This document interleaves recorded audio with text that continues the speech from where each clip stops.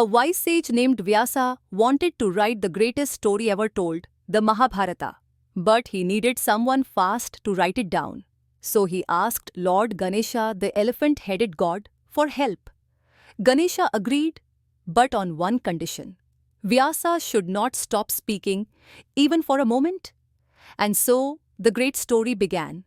There was once a king named Shantanu. One day, he fell in love with a beautiful woman, Ganga, who was actually a goddess. She agreed to marry him, but made him promise never to question anything she did. They had many children, but each time a baby was born, Ganga would take the baby and throw it into the river. The king was heartbroken, but had promised not to question her. When the eighth child was born, he couldn't bear it anymore and stopped her. Ganga then revealed that these children were actually gods called Vasas, cursed to be born as humans. Since the king broke his promise, Ganga left, but she let their last son, Devavrata, stay with him. Devavrata grew up to be a mighty warrior and took a terrible vow never to marry and never to become king, so his father could marry another woman. Because of this, he was later called Bhishma, meaning one who takes a terrible vow. Shantanu later married another woman, Satyavati, and had two sons, but sadly both died early. To continue the family, Satyavati called her other son, Vyasa, to help. He had three sons: Dhritarashtra, born blind but strong; Pandu, pale but wise and a great warrior; Vidura, very intelligent, but not a prince. Since Dhritarashtra was blind, Pandu became king. Pandu had two wives, Kunti and Madri, but he was cursed that if he touched them, he would die. So Kunti used a magic mantra to have children from the gods.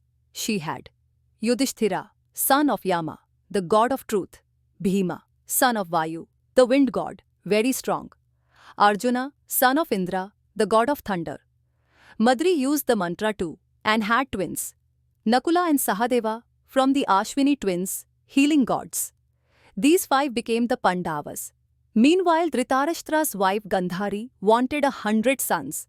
She prayed hard, and finally, she gave birth to a big lump of flesh.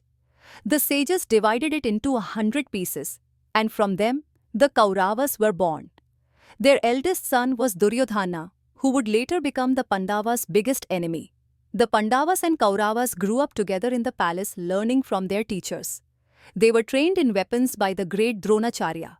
But trouble started because Duryodhana was jealous of the Pandavas, especially Bhima, who was very strong. One day, at a tournament, a warrior named Karna challenged Arjuna. But Karna was the son of a charioteer and people insulted him. Duryodhana, seeing a chance to gain an ally, made Karna a king and became his best friend. Duryodhana and his wicked uncle Shakuni wanted to get rid of the Pandavas. So they built a beautiful palace made of wax and oil and invited the Pandavas to stay there. But their wise uncle Vidura warned them that the palace was a trap meant to burn them alive. So the Pandavas dug a secret tunnel and escaped just before the palace was set on fire. Everyone thought they were dead, but they were actually hiding in the forest. While wandering, the Pandavas heard of a great Swayamvara, a contest for marriage. The princess Draupadi, who was very beautiful and brave, would marry the man who could shoot an arrow through a spinning target while looking at its reflection in water. Many princes tried, but only Arjuna succeeded. However, when the Pandavas returned home, their mother Kunti, without seeing Draupadi, told them to share what they had won. Because of this, Draupadi became the wife of all five brothers. The Pandavas revealed they were alive, and King Dhritarashtra gave them a part of the kingdom called Indraprastha. There they built a magical palace with the help of a demon architect, Maya. It was so grand that even the Kauravas were jealous. One day, Duryodhana visited the palace and got tricked by an illusion. He fell into a water pool. Draupadi laughed at him, and this made Duryodhana very angry. He vowed to take revenge, setting the stage for the great war to come.